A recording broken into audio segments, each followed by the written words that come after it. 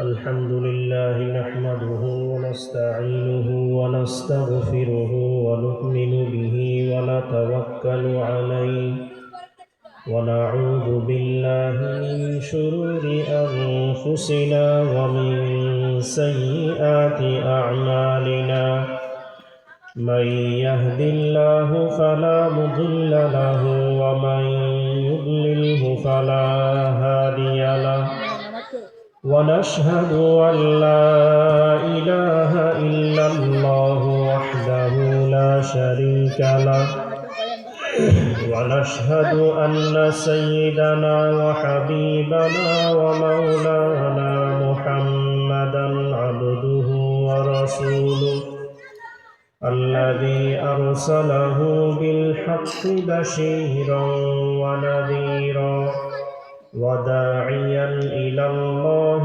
بإذنه وسراجا منيرا فقد قال الله تعالى في كلامه المجيد وفرقانه الحميد أعوذ بالله من الشيطان الرجيم بسم الله الرحمن الرحيم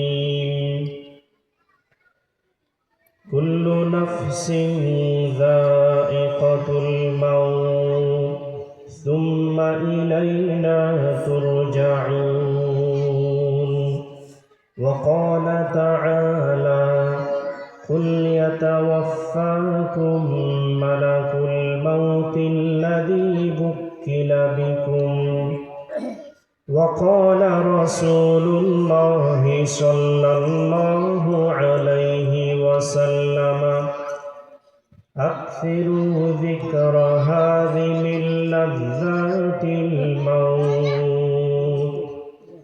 وقال رسول الله صلى الله عليه وسلم إن للموت سكرات أو كما قال عليه الصلاة والسلام اللهم صل على محمد وعلى آل محمد كما صليت على إبراهيم وعلى آل إبراهيم إنك حميد مجيد اللهم بارك على محمد وعلى آل محمد كما باركت على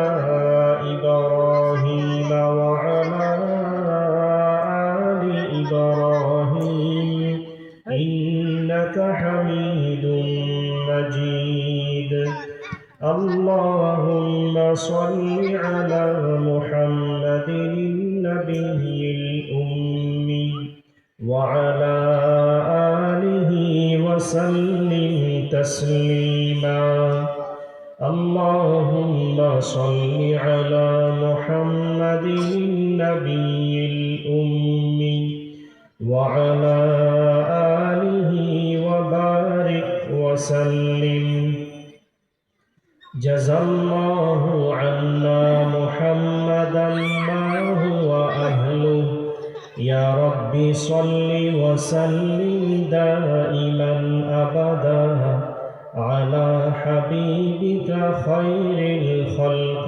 كلهم আলহামদুলিল্লাহ আল্লাহ পাক রব্বুল আলামিনের দরবারে অসংখ্য অসংখ্য শুকরিয়া যিনি আমাদেরকে এই শিলক ইসলামী সম্মেলন সংস্থার উদ্যোগে ৩১তম ইসলামী সম্মেলনে উপস্থিত হতে পেরেছি। সম্মেলনের সম্মানিত সভাপতি, দায়িত্বশীল ওলামায়ে কেরাম, মুরব্বিয়ানে আজম, সকলকে জানাই আন্তরিক অভিনন্দন ও মোবারকবাদ। ইসলামী মহাসম্মেলন যেহেতু শুরু হয়ে গেল, আমরা দোকানে, বাজারে, ঘরে বসে না থেকে প্যান্ডেলে উপস্থিত হয়ে গেলে আল্লাহ তাআলা খুশি হবেন ইনশাআল্লাহ। আমার পূর্বেও অনেক উলামায়ে কেরাম আলোচনা করেছেন, পরবর্তীতেও ইনশাআল্লাহ অনেক মুআজ্জাজ উলামায়ে কেরাম আলোচনা রাখবেন ইনশাআল্লাহ। সুদূর ঢাকা থেকে উলামায়ে কেরাম তশরিফ আনবেন। তাই আমরা এই সম্মেলনকে গুরুত্ব দিই, মূল্যায়ন করি, সম্মেলনে উপস্থিত হয়ে সবান্ধব উপস্থিত হয়ে সম্মেলনকে সাফল্যমণ্ডিত করার চেষ্টা করি। আল্লাহ পাক রব্বুল আলামিন আমাদের সকলকে আমল করার তৌফিক দান করুন। আমি আপনাদের সম্মুখে কোরআনে পাকের দুইটি আয়াতে করিমার কিছু অংশ তেলাওয়াত করেছি, অর্থাৎ মৃত্যু নিয়ে আলোচনা করার খেয়াল করেছি আর কি। আমরা দুনিয়াবি কাজে দুনিয়ার মধ্যে এমনভাবে লিপ্ত হয়ে যাই, দুনিয়া থেকে যে আমাদের চলে যাইতে হবে, আমাদের একটা মৃত্যু আছে, সেই মৃত্যু সম্পর্কে আমাদের ধারণা থাকে না, মনে থাকে না। তাই আমি আজকে মৃত্যু সম্পর্কে আলোচনা করার খেয়াল করেছি। বিভিন্ন সময়ে হয়তো মসজিদেও আলোচনা হয়েছে, যারা মসজিদে যায় তারা হয়তো শুনেছেন, কিন্তু যারা মসজিদে যান না, বিশেষ করে এলাকার মহিলারা, মা বোনেরা, ওরা তো মসজিদে যাওয়ার সুযোগ হয় না, মাহফিলে যাওয়ার সুযোগ হয় না। সেই হিসাবে মৃত্যুর স্মরণ কেন জরুরি, মৃত্যু স্মরণ কেন করতে হবে, কেন রাখতে হবে, সেই সম্পর্কে অল্প আলোচনা করে ইনশাআল্লাহ বিদায় নিয়ে যাবেন। আল্লাহ পাক রব্বুল আলামিন তৌফিক দান করুন। আমরা সকলে এই আয়াতে করিমাটা জানি, কুল্লু নাফসিন যায়িকাতুল মাউত। এটা শুধু আমি নয়, সমস্ত মুসলমান, অধিকাংশ মুসলমানদের কাছে এই আয়াতটি মুখস্থ থাকে। সবাই জানে প্রত্যেক প্রাণী মৃত্যুর স্বাদ গ্রহণ করতে হবে, প্রত্যেক প্রাণীরই মৃত্যুর স্বাদ অবশ্যই গ্রহণ করতে হবে। কুল্লু নাফসিন যায়িকাতুল মাউত, নাফসিন মানে শুধু ইনসান নয়, ইনসান ছাড়াও অন্যান্য পশু পাখি, অন্যান্য জীব জন্তু সব কিছুরই মৃত্যুর স্বাদ গ্রহণ করতে হবে। সুম্মা ইলাইনা তুরজাউন, আল্লাহ বলেন তোমাদের সকলকে আমার কাছে প্রত্যাবর্তন করতে হবে, ফিরে আসতে হবে।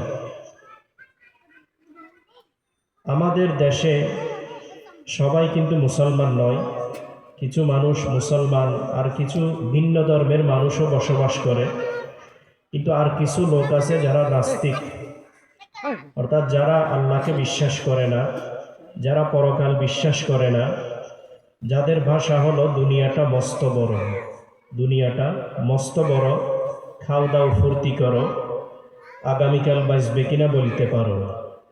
তাদের কথা হলো, তাদের ধারণা হলো মৃত্যুর পরে আমাদের আর কোনো অস্তিত্ব নাই, মৃত্যুর সাথে সাথে আমরা মাটি হয়ে যাব। তাই আমাদেরকে পরকাল বলতে কোনো কিছু ওরা বিশ্বাস করে না। কিন্তু মৃত্যুকে কিন্তু সবাই বিশ্বাস করে, সে নাস্তিক হোক, সে আস্তিক হোক, ইমানদার হোক, বেঈমান হোক, কাফের হোক, মুশরিক হোক, সবাই কিন্তু মৃত্যুকে বিশ্বাস করে। মওত যে অবশ্যই হবে এটা কিন্তু সবাই বিশ্বাস করে। কেউ একথা বলে না যে মৃত্যু নাই, সবাই জানে মৃত্যু অবশ্যই আছে, একদিন না একদিন আমাকে মরতেই হবে, কবরে যাইতেই হবে।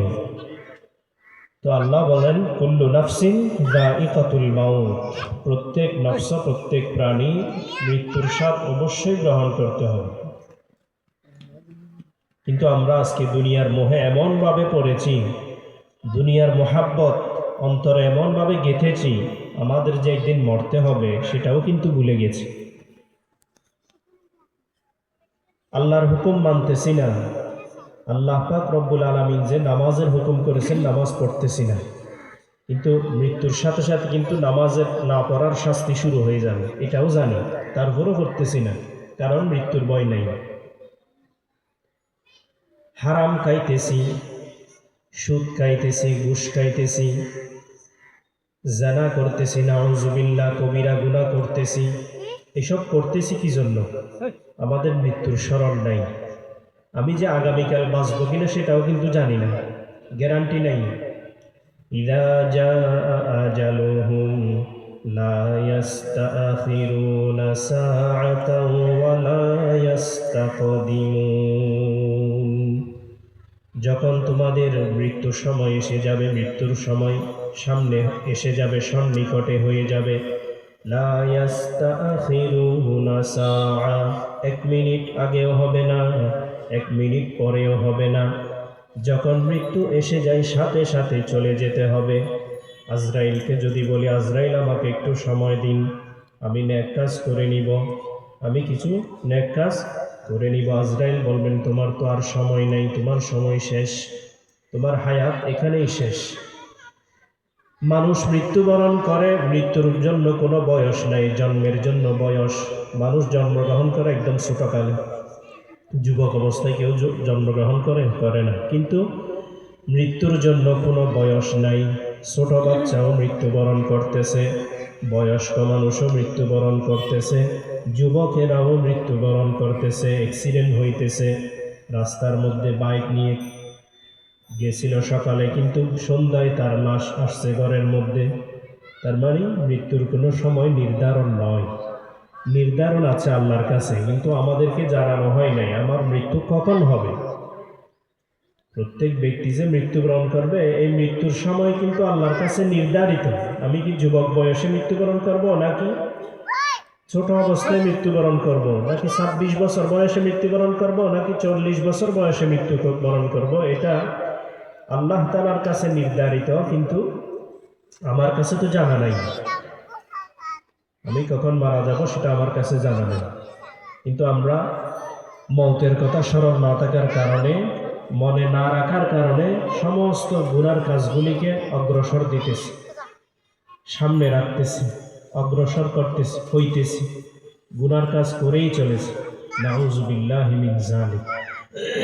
প্রতিদিন আমরা এই মৃত্যু বরণ করে যে মানুষ মুর্দা, আমরা প্রতিদিন দাফনও করি, কাফনও পরাই, আবার জানাজাও করি। অথচ ইসলামের প্রথম যুগে জানাজা জায়েজ ছিল না, বৈধ ছিল না, জানাজা বৈধ ছিল না। কারণ আল্লাহ পাক রব্বুল আলামিন তার ইবাদত ছাড়া অন্য কারো ইবাদত করা পছন্দ করে না, শিরিক করা পছন্দ করে না। জানাজার মধ্যে যেহেতু মুর্দাকে সামনে রাখা হয়, লাশকে সামনে রাখা হয়, সেটা আল্লাহর কাছে পছন্দ হয় নাই। প্রথম আল্লাহ তাআলার কাছে পছন্দ হয় নাই জানাজা সামনে থাকবে, মৃত্যুর বরণকারী লাশটা সামনে থাকবে, সেটা আল্লাহর কাছে পছন্দ ছিল না। সেজন্য আল্লাহ পাক রব্বুল আলামিন জানাজার হুকুম প্রথমে দেন নাই।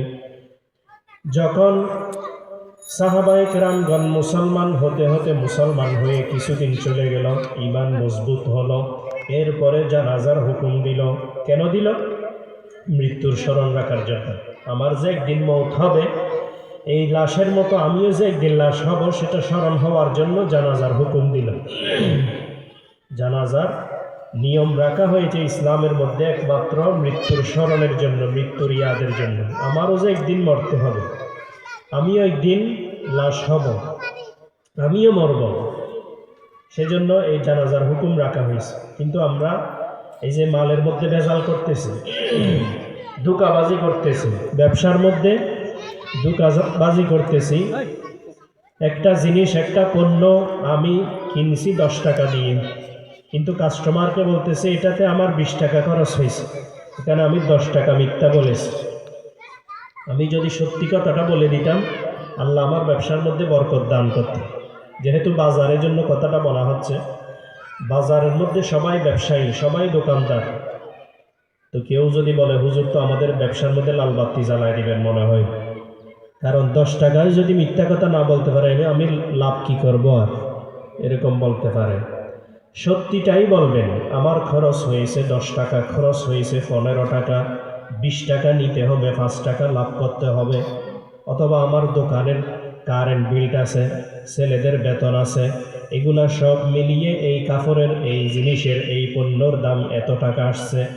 আমি যদি মৃত্যুর স্মরণ রাখতাম তাহলে মিথ্যাটা বলতে পারতাম না। মৃত্যুর কথা যদি আমার স্মরণ থাকতো, এই মিথ্যাটা আমি আর কখনো বলতাম না যে আমি পণ্যটা 20 টাকা দিয়ে কিনেছি, অন্তত 10 টাকা আমি মিথ্যা বলে ফেলেছি। মিথ্যা কথা কবিরা গুনাহ, মহাপাপ না মিথ্যা? আবার ধোঁকাবাজি, মানুষের সাথে ধোঁকাবাজি। আমি কিনেছি 10 টাকা দিয়ে, বলতেছি 20 টাকা দিয়ে, 15 টাকা দিয়ে। যতটুকু আমার খরচ হবে এটা বাদ দিয়ে যা লাভ করব সেটাও মানুষ থেকে চেয়ে বলে নিব যে আমি পণ্যটা 15 টাকা দিয়ে কিনেছিলাম, কিন্তু আমার তো 5 টাকা লাভ লাগবে, না হয় আমি চলবো কেমনি? লাভ করতে হবে তো। ব্যবসা তো আল্লাহ হালাল করেছেন, আহাল্লাল্লাহুল বাইআ ওয়া হাররামার রিবা। আপনি ব্যবসা করেন, সুন্নত তরিকায় ব্যবসা করেন, হালালভাবে ব্যবসা করেন, কিন্তু ধোঁকাবাজি করে ব্যবসা করার তো দরকার নেই। ওজনে কম দিবেন না, অনেকেই ওজনের মধ্যে কম দেয়। সে যদি এটা মনে রাখতো আমার আগামীকাল মৃত্যুবরণ করতে হবে, বিকালবেলা আমি দোকানে আর আসতে পারবো কিনা আমি জানি না, সেটা যদি মনে রাখতো তাহলে স্কেলের মধ্যে, ওজনের মধ্যে বেশ কম করতো না। ওজনের মধ্যে কাস্টমার একটু ওদিকে তাকাইছে আরও ওজন করে ফেলছে, মাছ ওজন করে ফেলছে, গোস্ত ওজন করে ফেলছে। অথবা এখন ডিজিটাল মেশিনের মধ্যে বিভিন্ন সিস্টেম আছে, কিছু সিস্টেম করে দিলে নাকি ওখানে ওজনে কম দিলেও ওই 1 কেজি 2 কেজি এটা উঠে যাবে, এরকম সিস্টেম রয়েছে এখন। মানে যত দেশ ডিজিটাল হচ্ছে, যত আমরা ডিজিটাল হচ্ছি, চুরি ডাকাতিও ডিজিটাল হইতেছে। এজন্য ওজনের মধ্যে কম দেওয়ার সিস্টেমও ডিজিটাল হয়ে গেছে। আগে তো পাল্লা ছিল, শিল পাল্লা, শিল পাল্লার মধ্যে ওজন করা হতো, তখনও কিন্তু মানুষ ধোঁকাবাজি করতো, কিন্তু কেউ ধরা খাইতো, কেউ ধরা খাইতো না, এটা আর কি। কিন্তু এখন যে ডিজিটাল মেশিন বের হয়েছে, ওই ডিজিটাল মেশিনের মধ্যে কিভাবে যে ধোঁকাবাজি করতেছে আমরাও জানতেছি না। মিষ্টির কার্টন আছে না, কার্টন, এটার ওজন বাদ দেয় না, এটা সহ হিসেব করে ফেলছে।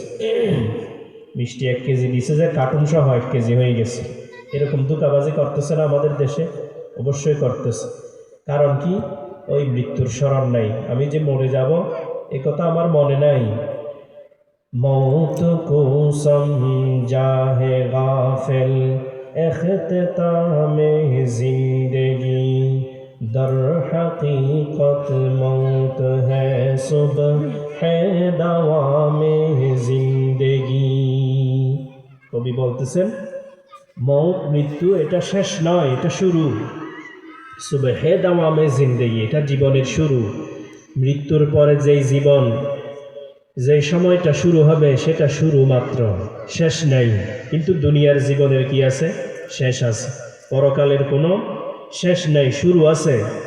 যেই পরকালের একদিনের সমান দুনিয়ার 1000 বছর না, আলফাসানা, 1000 বছরের সমতুল্য। সেই পরকালে আমার যাইতে হবে, এটা মনে রাখতে হবে, সবসময় স্মরণ রাখতে হবে। আল্লাহ রসুল সাল্লাল্লাহু আলাইহি ওয়াসাল্লাম ইরশাদ করেন, আকসিরু যিকরা হাদিমিল লাযযাতিল মাউত। তোমরা অধিক পরিমাণে স্বাদ বিনষ্টকারী মৃত্যুকে স্মরণ করো, অধিক পরিমাণে স্বাদ বিনষ্টকারী মৃত্যুকে স্মরণ করো। সমস্ত স্বাদ সব কিছু ধূলিসাৎ হয়ে যাবে, কিসের কারণে? মৌতের কারণে, মৃত্যুর কারণে। মৃত্যু যখন হয়ে যাবে সমস্ত স্বাদ, মজা, আনন্দ সব বিলীন হয়ে যাবে। একটা নিঃশ্বাস, শুধু নিঃশ্বাসটা বাহির হওয়ার সাথে সাথেই সব কিছু বিলীন হয়ে যাবে, শেষ। আর কোনো দাম থাকবে না। এমনকি 3.5 হাত এই বডিরও কোনো দাম থাকবে না। এখন আমাকে নাম ধরে ডাকতেছে, আব্দুল মালিক, আব্দুল খালেক নাম ধরে ডাকতেছে, তখন নামও বলবে না, বলবে যে এই লাশকে এদিকে আনো, লাশকে দোয়াই দাও, এরকম বলবে যে, মানে লাশ, এটা আর মানুষও না, লাশ। এজন্য মৃত্যুকে স্মরণ রাখতে হবে। আকসিরু যিকরা হাদিমিল লাযযাতিল মাউত। কোরআন শরীফের অন্যান্য আরো আয়াতে মৃত্যুর কথা রয়েছে। কুল ইয়াতাওয়াফাকুম মালাকুল মাউতিল্লাযী ওয়াক্কিলা বিকুম। আল্লাহ বলেন, হে নবী আপনি বলে দিন, কুল ইয়াতাওয়াফাকুম মালাকুল মাউত, অর্থাৎ আজরাইলকে সুপর্দ করা হয়েছে, আপনার দায়িত্ব দিয়ে দেওয়া হয়েছে। যেদিন আপনার সময় শেষ, সময় ফুরিয়ে যাবে, সেদিন অবশ্যই আজরাইল এসে আপনার জান কবজ করবে। আল্লাহ থেকে জিজ্ঞেস করতে হবে না, আল্লাহ এই মানুষটির জান কবজ করবো কিনা, এটা প্রশ্ন করতে হবে না। অটোমেটিক সময় মতে আজরাইল আপনার কাছে চলে আসবে। উকিলা বিকুম, তাকে সুপর্দ করা হয়েছে আপনাকে, আপনার নিঃশ্বাস তার কাছে দিয়ে দেওয়া হয়েছে, অর্থাৎ আপনার সময় তাকে বলে দেওয়া হয়েছে। অন্য আয়াতে বলেন ওয়াজাআত সাকারাতুল মাউত, ওয়াজাআত সাকারাতুল মাউত, যখন সাকারাতুল মাউত চলে আসবে। মিনহু তাহি, যেই সাকারাতুল মাউত সম্পর্কে, সাকারাত সম্পর্কে তোমাদেরকে জানানো হয়েছে। অর্থাৎ সাকরাত প্রত্যেক মানুষের জন্য সাকরাত হবে। মৃত্যুর আগে যে একটা কষ্ট আছে, ওই কষ্টটা সবাইকে ভোগ করতে হবে, এটা থেকে কেউ রেহাই পাবে না। আমরা কি আল্লাহর নবী হযরত মুহাম্মদ মুস্তাফা সাল্লাল্লাহু আলাইহি ওয়াসাল্লাম পর্যন্ত রেহাই পাই নাই সাকরাতুল মউত থেকে? সাকরাত থেকে আল্লাহর নবী সাল্লাল্লাহু আলাইহি ওয়াসাল্লাম রেহাই পাইছে নাকি? পান নাই। কারণ এই সাকরাত এটা সবার জন্য। যেখানে আল্লাহ রসুল সাল্লাল্লাহু আলাইহি ওয়াসাল্লাম নবী হয়ে সাকরাতুল মউত, মৃত্যুর কষ্ট অনুভব করেছেন, আমাদের তো অবশ্যই করতে হবে। আমরা তো উম্মত, আমরা তো নবী নই, নবী তো নিষ্পাপ। তিনি কিন্তু সাকরাতুল মউত, সাকরাত মৃত্যুর স্বাদ গ্রহণ করেছেন।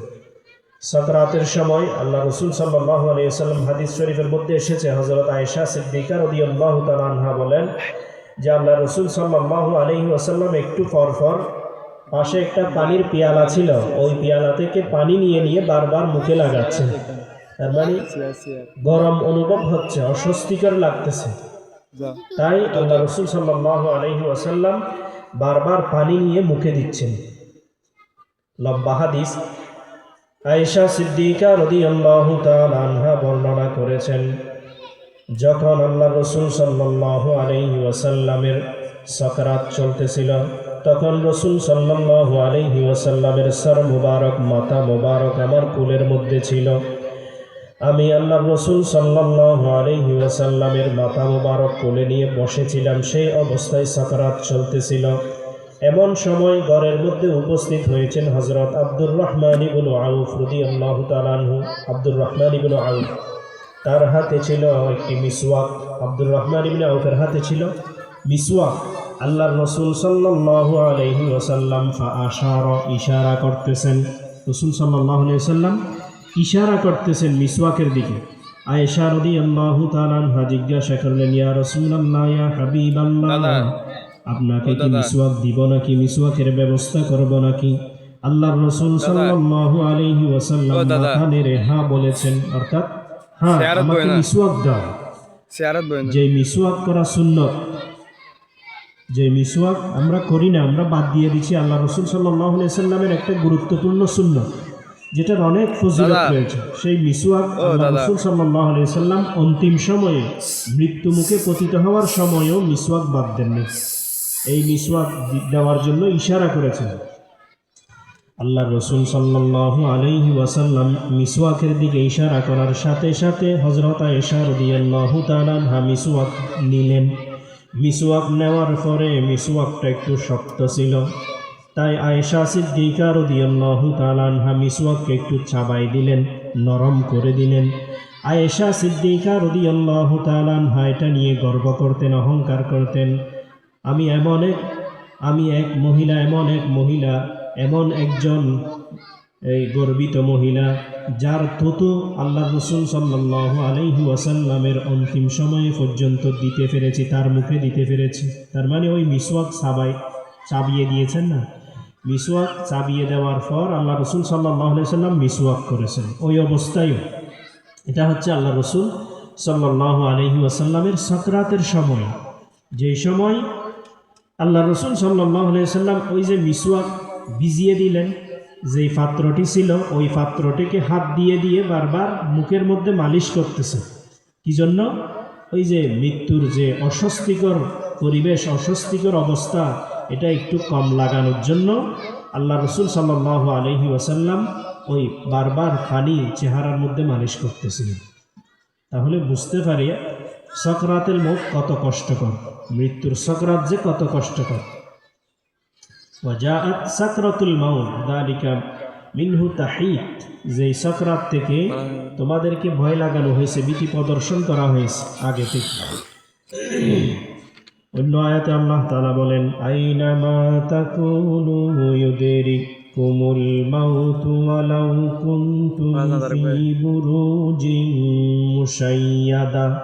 আইনামা তাকুনু ইউদরিকুমুল মাউত, যেখানে যাও না কেন, পাহাড়ে যাও, জঙ্গলে যাও, এই স্কুলে যাও, মাদ্রাসায় যাও, অফিসে যাও, প্রবাসে যাও, বিদেশে যাও, যেখানে যাও না কেন, আইনামা তাকুনু, যেখানে তুমি থাকো না কেন, ইউদরিকুমুল মাউত, মৃত্যু অবশ্যই সেখানে গিয়ে উপস্থিত হবে।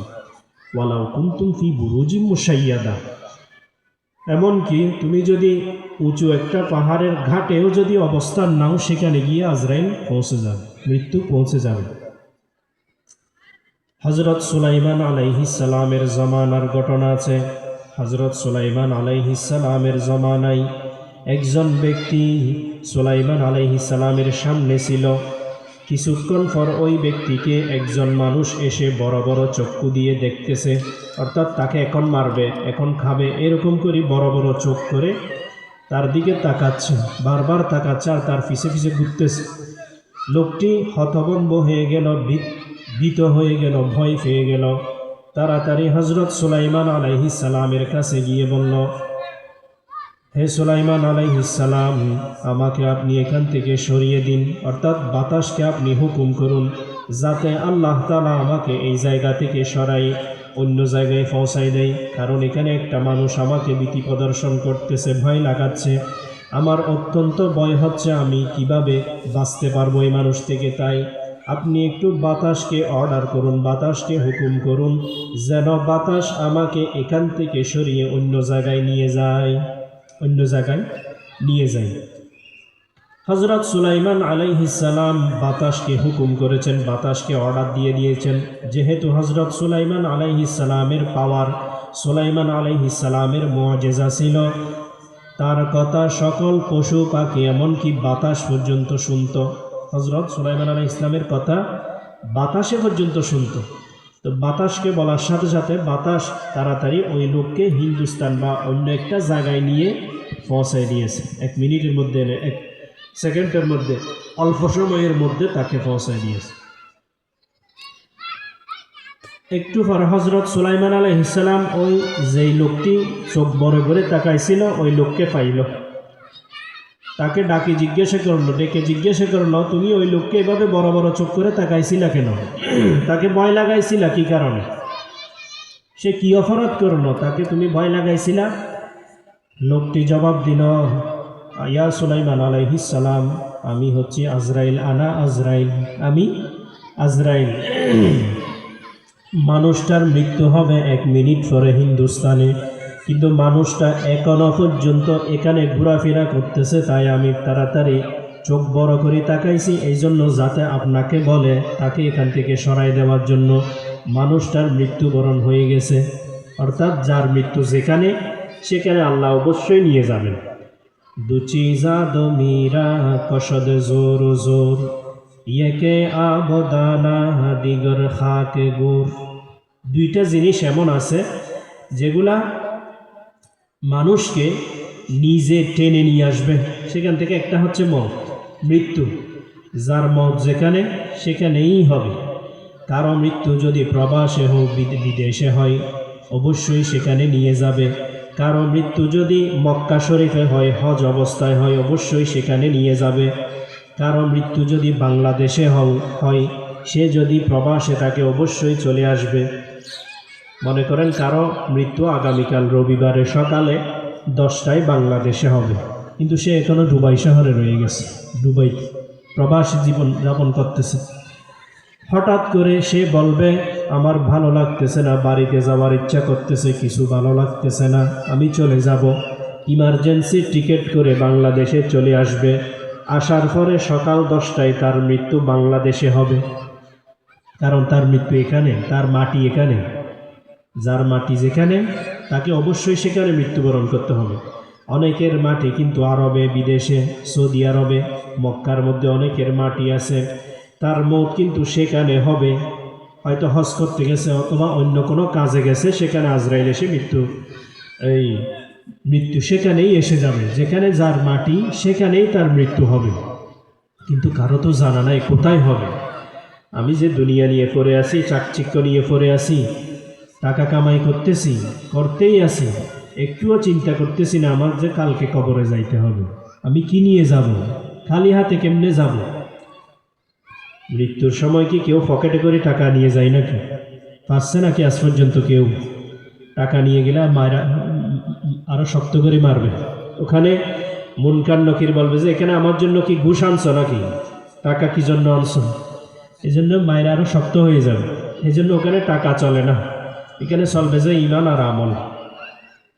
যখন মুনকার নকির এসে প্রশ্ন করবে, মেহেরুজ্জামান সাহেব বলতেন, রব তেরা কোন হে, दीन तेरा किया है, ये शख्स कौन है जो तेरा पास है, रब तेरा कौन है, তোমার রব কে?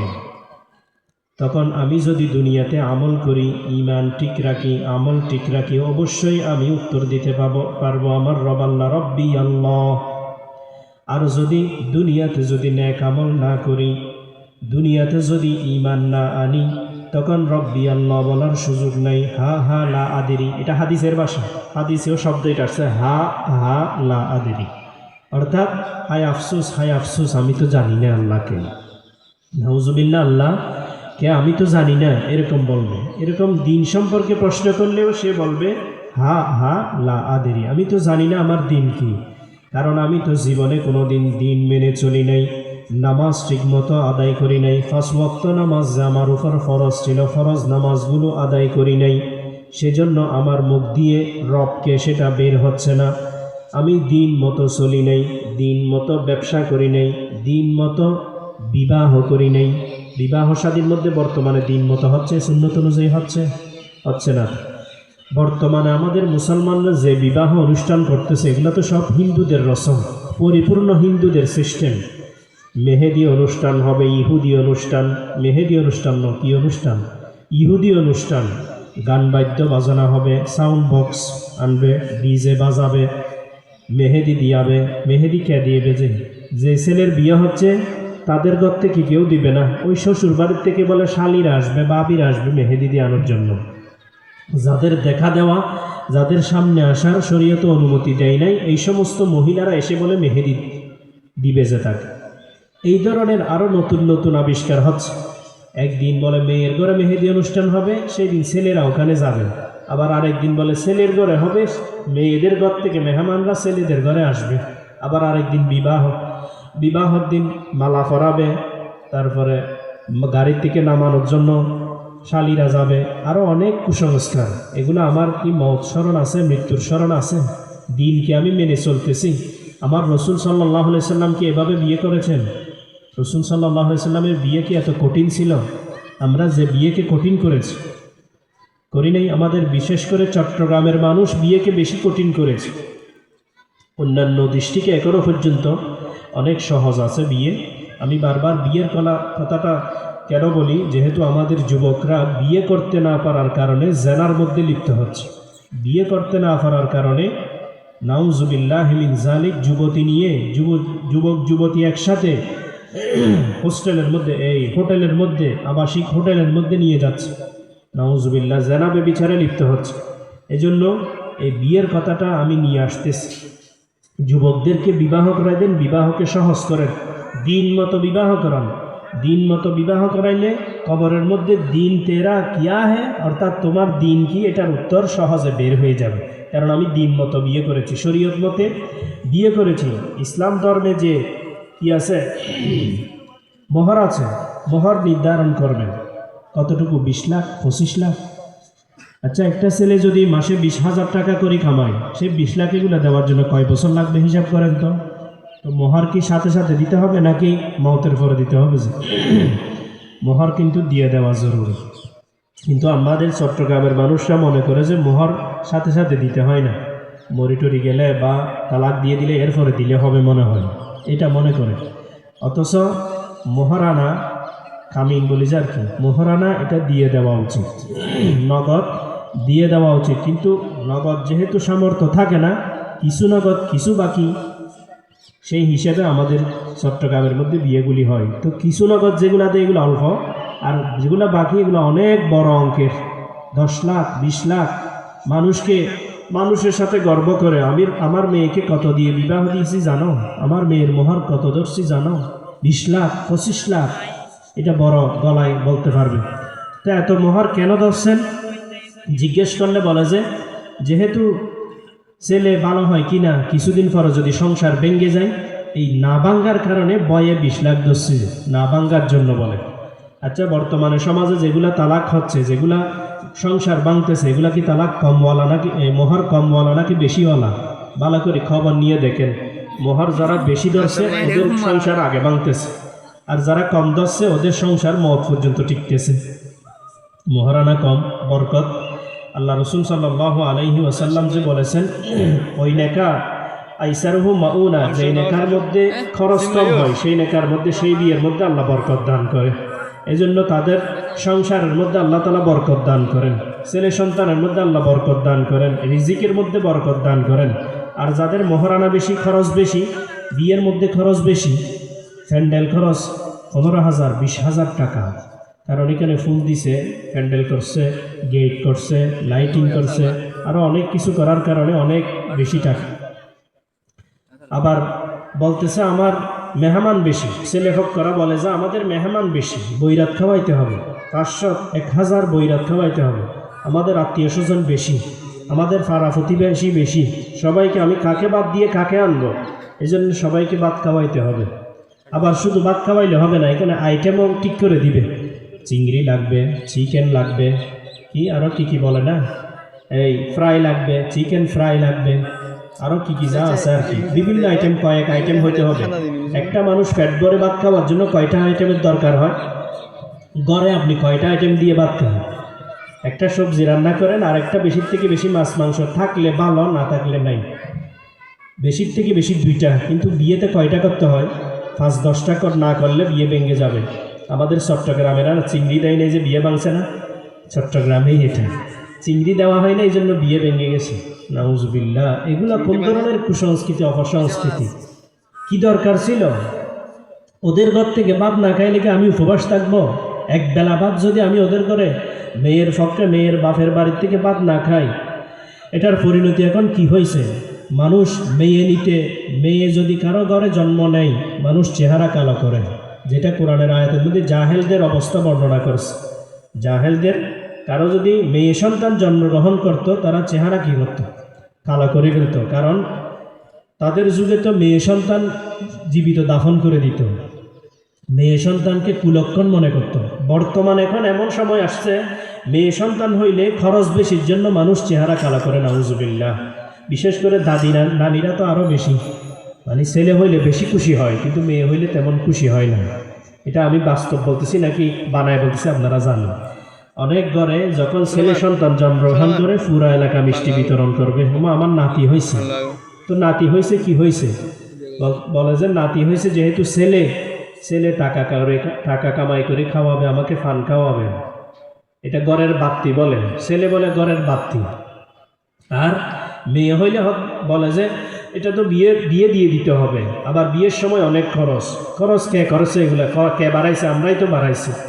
মেয়ের বিয়েতে খরচ, বৈরাত 500 বৈরাত খাওয়াইতে হবে, 1000 বৈরাত খাওয়াইতে হবে, ফার্নিচার দিতে হবে, 4-5 পথ ফার্নিচার দিতে হবে, ফার্নিচার, বক্স, খাট, ফ্রিজ, টিভি, মোটরসাইকেল, আরও কি যা যা খুঁজে আর কি, এগুলো দিতে হবে, না দিলে বিয়ে করবে না। তো মেয়ের রং যদি ফর্সা হয় কোনো রকম কম দিলে চলে, কিন্তু রং যদি কালো হয়, নাউজুবিল্লাহ, ফার্নিচার ফুল দিতে হবে। রং কালো কেন? এই জন্য ফার্নিচারও বেশি। এগুলো সব অপসংস্কৃতি না? কোনো দরকার ছিল এগুলা? আল্লাহ রসুল সাল্লাল্লাহু আলাইহি সাল্লাম মেয়ে বিয়ে দিয়েছেন তো, সাহাবা ইকরামগণ মেয়ে বিয়ে দিয়েছেন তো, ইসলামের মধ্যে নিয়ম রেখেছেন তো।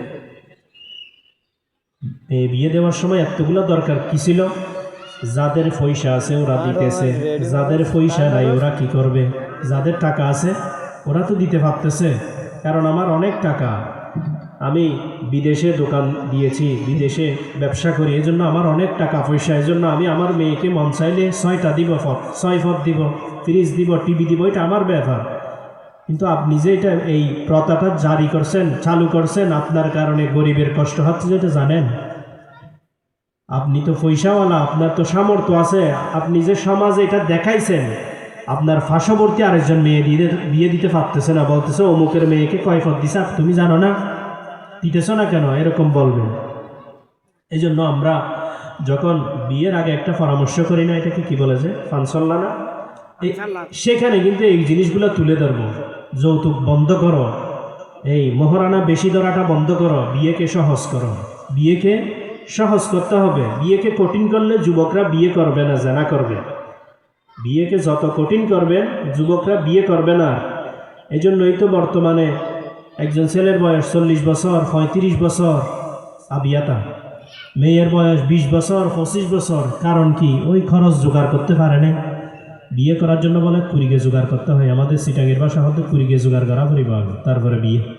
আগে বলে কুড়িকে, অথচ এই টাকা জোগাড় করতে করতে নাউজুবিল্লাহ এই ছেলেটা কত মহিলার সাথে জানা করে ফেলতেছে। এগুলার দায়ভার কি মাতা পিতার উপরে যাবে না? যারা বিয়ে করাচ্ছে না তাদের উপর হবে না? বিয়ে করার জন্য তো টাকা কামানো দরকার নাকি? ওয়ানকিহুল আয়ামা মিনকুম ওয়াস-সালিহিনা মিন ইবাদিকুম ইয়াকুনু ফুকারা ইউগনিহিমুল্লাহু মিন ফাদলি। ওয়ানকিহুল আয়ামা, আল্লাহ হুকুম দিতেছেন তোমরা অবিবাহিতদেরকে বিবাহ করায় দাও। ওয়াস-সালিহিনা মিন ইবাদিকুম, এবং তোমাদের নেককার যারা গোলাম বান্দা রয়েছে, গোলাম রয়েছে, তাদেরকে বিবাহ করায় দাও, বিবাহের ব্যবস্থা করো। ইয়াকুনু ফুকারা ইউগনিহিমুল্লাহু মিন ফাদলি, তারা যদি অভাবে থাকেন, তারা যদি গরিব থাকেন, আল্লাহ তাদেরকে ধনী বানাই দিবেন। ইউগনিহিমুল্লাহু মিন ফাদলি, আল্লাহ নিজ অনুগ্রহে তাদেরকে ধনী বানাই দিবেন। যারা বিয়ে করছে ওরা কেউ কি ঠকছে নাকি? যারা অল্প বয়সে বিয়ে করছে কেউ কি ঠকছে? আজ পর্যন্ত কেউ ঠকে নাই। বিয়ে করার পরে দেখবেন যে আপনার ইনকামের রাস্তা বাড়িয়ে গেছে। আগে ছিল আপনার বেতন 10,000 টাকা, বিয়ের পরে আপনার বেতন হয়েছে 15,000 টাকা। একটা সন্তান হওয়ার পরে আপনার বেতন হয়ে গেছে 20,000 টাকা। এগুলো কে করতেছে? আল্লাহ করতেছে না? অবশ্যই করবে আল্লাহ। এই জন্য বিয়ে সহজ করুন, জেনা বন্ধ করুন। বিয়ে কঠিন করবেন, জেনার প্রথা চালু করবেন। নাউজুবিল্লাহ। তাহলে দিন মতো যদি আমরা বিবাহ শাদীকে করি, তাহলে অবশ্যই দিন তেরা কিয়া হে, অর্থাৎ দিন তোমার ধর্ম কি যখন প্রশ্ন করেছে, তখন আমি উত্তর দিতে পারবো। তোমার রসুল সাল্লাল্লাহু আলাইহি ওয়াসাল্লামের তরিকা অনুযায়ী, নিয়ম অনুযায়ী যদি জীবন যাপন করি, কবরের মধ্যে যখন প্রশ্ন করা হবে মা হাদার রাজুলুল্লাযী বুইসা ফীকুম, ये शख्स कौन है जो तेरा पास है, এটা কোন ব্যক্তি যেটা আপনার সামনে ছবি আনা হয়েছে, এই ব্যক্তি সম্পর্কে যখন জিজ্ঞাসা করা হবে, তখন আপনি যদি রসুল সাল্লাল্লাহু আলাইহি ওয়াসাল্লামের তরিকায় জীবনযাপন করেন, অবশ্যই উত্তর দিতে পারবেন। রসুলের তরিকা অনুযায়ী নামাজ পড়ছেন, রসুলের তরিকা অনুযায়ী দাড়ি রাখছেন, রসুলের তরিকা অনুযায়ী মিসওয়াক করছেন, রসুলের তরিকা অনুযায়ী ব্যবসা করছেন হালালভাবে, তাহলে অবশ্যই এই উত্তরও দিতে পারবেন। আইনামা তাকুনু ইউদরিকুমুল মাউতু ওয়ালাউ কুনতুম ফি বুরুজিন মুশাইয়াদা। আল্লাহ রসুল সাল্লাল্লাহু আলাইহি ওয়াসাল্লামের আরেক হাদিস আছে, যখন মৃত্যুর সময় আসে, ইদা হুজিরা মুমিনু, ইমানদারের যখন মৃত্যুর সময় আসে, ফেরেশতা আসে, অর্থাৎ হলো মালাইকাতুর রহমা, রহমতের ফেরেশতারা আসে কি নিয়ে? এই বিহারিরাতিন বাইদা, অর্থাৎ এই সাদা এই কিছু কি নিয়ে? প্লেট নিয়ে, রহমতের বরকতের কিছু প্লেট নিয়ে আসে। তারা জান কবজ করে, ইমানদারের জানটা নিয়ে সেখানে নিয়ে আসমানের দিকে নিয়ে যায়। নিয়ে যাওয়ার পরে সেখানে যারা ইমানদার রয়েছে, আগে যারা ইমানদার আছে তাদের কাছে নিয়ে যায়। তারা জিজ্ঞাসা করে ফলানার কি অবস্থা, মাদা ফাআলা ফলান, অমুক কোথায়, অমুক কোথায় জিজ্ঞেস করবে। এটা হাদিসের ভাষা, অমুক কোথায়, অমুক কোথায় জিজ্ঞেস করবে। আমি শেষ করে দিচ্ছি এই হাদিসটা বলে। তখন ফেরেশতারা বলবে অমুকের খবর নেওয়ার দরকার নাই, তোমরা যা আরামে আছো এটাই ঠিক আছে, অমুক জাহান্নামে গেছে। অর্থাৎ সে নাফরমানি করার কারণে, আল্লাহর হুকুম না মানার কারণে, মৃত্যুর কথা স্মরণ না রাখার কারণে সে জাহান্নামে গেছে, সুতরাং অমুকের কথা বলার দরকার নেই। এরপরে যখন এই কাফের মুশরিক যারা ঈমান আনত না, যারা ঈমান আনলেও আমল করতো না, তাদের কাছে যখন মৃত্যুর ফেরেশতারা আসবে কি নিয়ে, এই উখরুজি সাখিতাতান মসখুতান, তারা একদম এই ভয় ভীতি নিয়ে, একদম ভীতি অবস্থা নিয়ে তাদের কাছে সামনে উপস্থিত হবে এবং নফসকে বলবে তুমি বের হয়ে যাও। ইমানদারকে বলবে রাদিয়ান মারদিয়া, আল্লাহ সন্তুষ্ট হয়ে গেছে, তুমিও আল্লাহর উপর সন্তুষ্ট হয়ে যাও। আর বেঈমানকে বলবে আল্লাহ তোমার উপর নারাজ, তুমি বের হয়ে যাও তাড়াতাড়ি। সে নফস যখন বের হবে তাকে নিয়ে নাউজুবিল্লাহ ফেরেশতারা জাহান্নামের দিকে নিয়ে যাবে। লম্বা হাদিস। আল্লাহ পাক রব্বুল আলামিন আমাদের সবাইকে মৃত্যুর স্মরণ রাখার তৌফিক দান করুক। ওয়া আখির দাওয়ানা আলহামদুলিল্লাহি রাব্বিল আলামিন। এই পর্যায়ে গুরুত্বপূর্ণ তকরির পেশ করবেন শিলক বাজার কেন্দ্রীয় জামে মসজিদের সম্মানিত খতিব হযরতুল আল্লাম জনাব মাওলানা কারি আবু তাহের সাহেব, বারাকাল্লাহু ফি হায়াতি।